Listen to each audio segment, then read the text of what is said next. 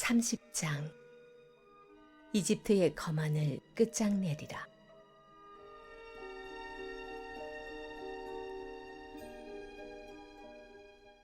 주 하나님께서 내게 말씀하셨다. 사람의 아들아, 선포하여라. 그들에게 주 하나님의 메시지를 전하여라. 통곡하여라. 재앙의 날이다. 때가 되었다. 하나님의 큰 심판 날이 닥쳐왔다. 짙은 먹구름이 몰려온다. 문민족에게 재앙이 임하는 날이다. 이집트에 죽음이 비오듯 쏟아지리라. 이집트 사람들이 살육되고 재산을 빼앗기며 기둥뿌리까지 뽑혀나가는 광경을 보면서 에티오피아는 공포에 휩싸일 것이다. 에티오피아와 풋과 룻과 아라비아와 리비아와 이집트의 오랜 동맹국들 모두가 이집트와 함께 쓰러질 것이다. 나 하나님이 말한다. 이집트의 동맹국들이 쓰러지고 거만하던 이집트의 힘이 꺾일 것이다. 북쪽 믹돌에서부터 남쪽 수엔에 이르기까지 이집트 전역에서 대학살이 벌어질 것이다. 주 하나님의 보고다. 이집트는 황폐해질 대로 황폐해지고 토성들이 다 쑥대밭이 될 것이다. 내가 이집트의 불을 질러 잿더미로 만들고 그 우방국들을 때려눕히는 날, 그제야 그들은 내가 하나님인 줄 알게 될 것이다. 그 일이 일어나는 날, 내가 배로 사신을 보내어 만사태평인 에티오피아 사람들에게 경보를 발령할 것이다. 그들이 겁을 집어먹을 것이다. 이집트가 망했다. 심판이 다가온다. 주 하나님이 말한다. 내가 이집트의 거만을 끝장내리라. 바빌론 왕 느부갓네살을 이용해 그렇게 할 것이다. 그와 그의 군대, 잔인하기로 뜸가는 민족을 이용해 이집트를 짓부술 것이다. 그들이 칼을 휘둘러 이집트 전역을 시체로 뒤덮을 것이다. 내가 나일강을 말려버리고 그 땅을 악당들에게 팔아넘길 것이다. 거기 들어갈 외국인을 고용해 온 나라를 결단내고 거덜낼 것이다. 나 하나님의 말이다. 주 하나님이 말한다. 내가 모든 우상을 박살내리라. 멤피스에 있는 거대한 신상들을 모조리 쓰러뜨릴 것이다. 이집트 왕은 영원히 사라지고 그 자리에 내가 공포를 안칠 것이다. 이집트 전체가 공포에 휩싸일 것이다. 내가 바드로스를 쑥대밭으로, 소안을 잿더미로 만들고 테베에 벌을 내릴 것이다. 이집트의 요새 펠루시움에 나의 진노를 쏟고 거드름 피우던 테베를 때려눕힐 것이다. 내가 이집트에 불을 지를 것이다. 펠루시움이 고통으로 몸부림치고 테베가 결단나며 멤피스가 유린당하리라. 아웬과 피베셋의 젊은 용사들이 쓰러지고 토성 주민들이 포로로 붙잡혀 갈 것이다.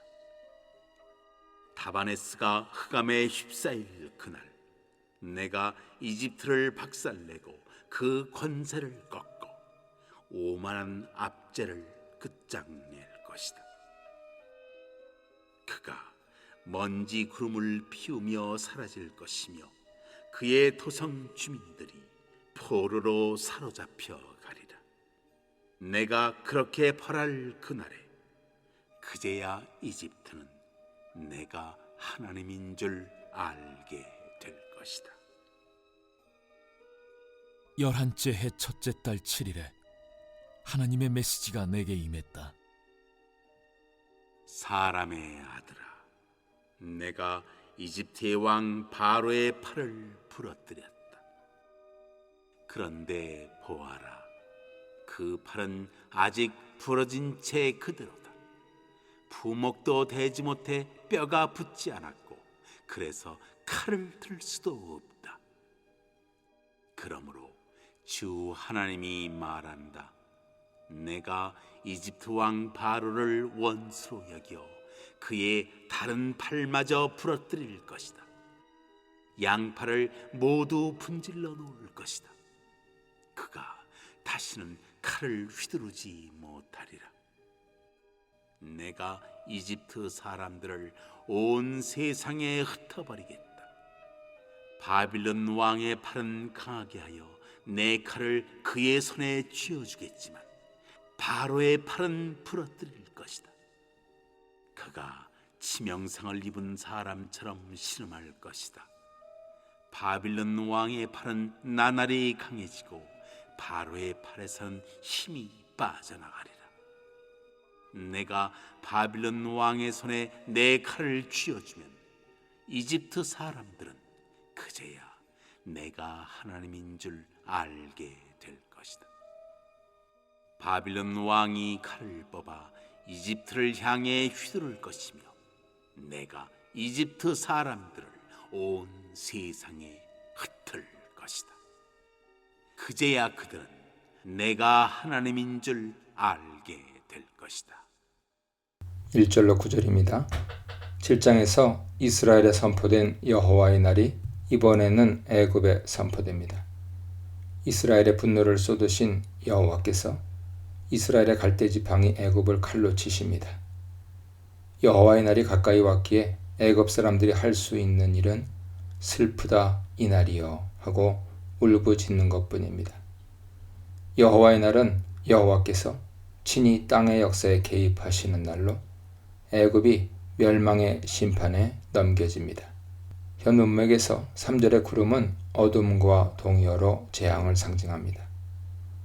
여러 사람들의 때는 나라들이 심판에 넘겨지는 때입니다. 여호와의 날에 박국적 재앙이 구체적으로 기술되죠. 애굽의 칼이 쳐들어오리라. 애굽에서 살해당한 자들이 쓰러지고 재물이 약탈당하고 그 기초가 허물어질 때 구스에 심한 근심이 있으리라. 애굽이 침략군에 의해 너무 처참하게 짓밟히기에 그 남쪽에 있는 구스가 전율에 사로잡힙니다. 애굽에 쳐들어오는 칼은 11절에 의하면 바벨론의 느부갓네살 왕과 그의 군대를 가리키죠. 터는 1차적으로는 건물의 기초를 의미하고 비유적으로는 애굽의 버팀목을 가리킬 수 있습니다. 침략군의 파괴 행위로 재건이 불가능하게 건물의 기초마저 허물어지고 애굽이 자랑하던 용병들로 구성된 군사력이 완전히 붕괴됩니다. 구스와 북과 룻과 모든 섞인 백성과 굽과 및 동맹한 땅의 백성들이 애굽 사람들과 함께 칼에 맞아 쓰러집니다. 구스와 북과 룻의 백성이 조약의 의미에 따라 파견된 동맹군인지 그 나라 출신 용병들인지는 불투명하지만 뒤따르는 세 집단이 용병들이기에 나란히 등장하는 6집단 모두를 같은 부류로 간주하는 것이 문맥에도 일치해 보이죠. 애굽은 일찍부터 이방 사람들을 용병으로 고용해 군대의 핵심 자산으로 활용했습니다. 애굽 남쪽의 나일강 상류의 넓은 지역, 오늘날 에티오피아와 수단과 소말리아에 자리 잡은 구스는 오래전부터 애굽과 긴밀한 관계에 있었습니다. 에스겔 27장 10절을 제외하고 언제나 구스와 함께 나오는 붓은 보통 북아프리카, 리비아 지역에서 찾습니다. 이 세 나라는 같은 순서로 예레미야 46장 9절에 바벨론과 싸우기 위해 갈그미스로 올라가는 애굽 원정군의 일원으로 나옵니다. 굽은 우리에게 알려지지 않은 이름이죠. 섞인 백성은 애굽에 정착한 이민족들에서 차출한 용병을 동맹한 땅의 백성들은 문자적으로는 언약의 땅의 아들들로 유다 출신의 용병을 가리키는 것 같습니다.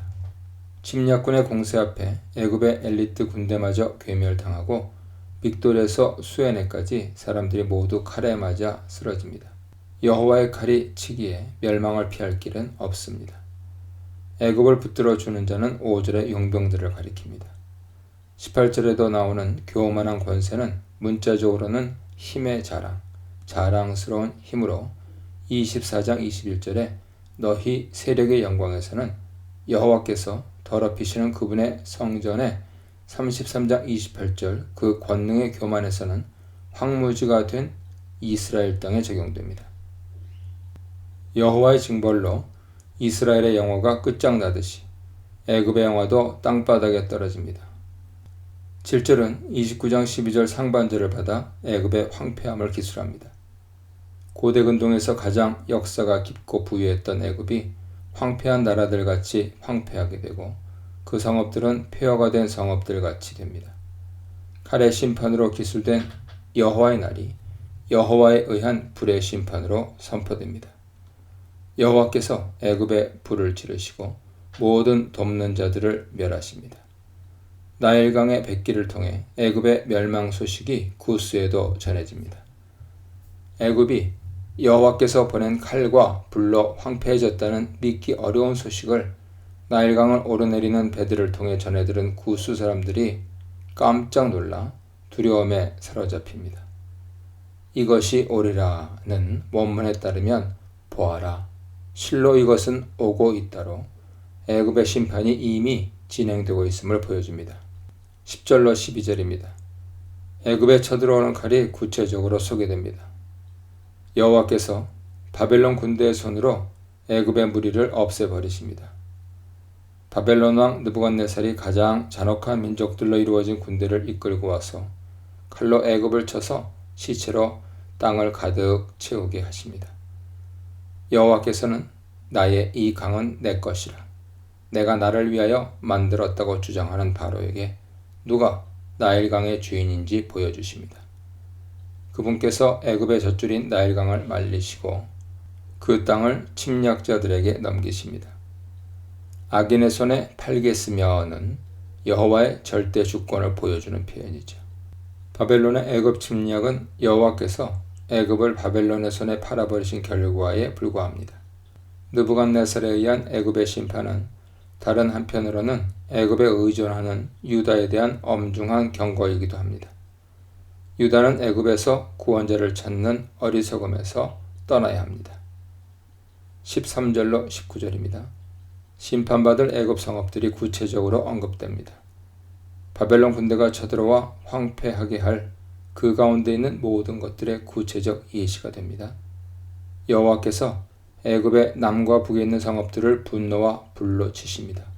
놉, 멤피스는 카이로 남쪽 주요 성읍이고 바드로스는 애굽의 남부 지방을 가리키고 소아는 나일 삼각주에 있던 성읍이었습니다. 노, 테베스는 윗 애굽에 있던 성읍으로 아몬신을 섬겼고 애굽어로 요새를 뜻하는 신, 펠루시움은 애굽의 북동쪽 경계에 있던 방어형 성읍이었습니다. 온, 헬리오폴리스는 카이로 북쪽 나일 삼각주 분기점에, 비베셋은 보다 북쪽에, 드함네스, 다바네스는 나일 삼각주 동쪽 연안에 있었습니다. 16절에 노 나라는 찢겨 나누일 것이며는 노는 쪼개질 것이며로 적이 노, 테베의 성벽을 부수고 성 안으로 진입한다는 의미입니다. 18절에 애굽의 멍에는 애굽이 봉신국에 지은 멍에로 여기서는 뒤따르는 교만한 권세처럼 애굽의 통치권을 가리키고 날의 어두워짐과 구름의 덮임은 벗어날 수 없는 절망적 재앙을 상징합니다. 20절로 26절입니다. 11째 해, 첫째 달, 일곱째 날은 주전 587년 4월 29일로 예루살렘이 바벨론 군대에 함락당하기 3개월 전쯤입니다. 예루살렘의 함락이 초읽기에 들어갔을 때 주어진 말씀이죠. 유다가 도움을 학수고대하는 바로의 처지는 유다만큼이나 절망적입니다.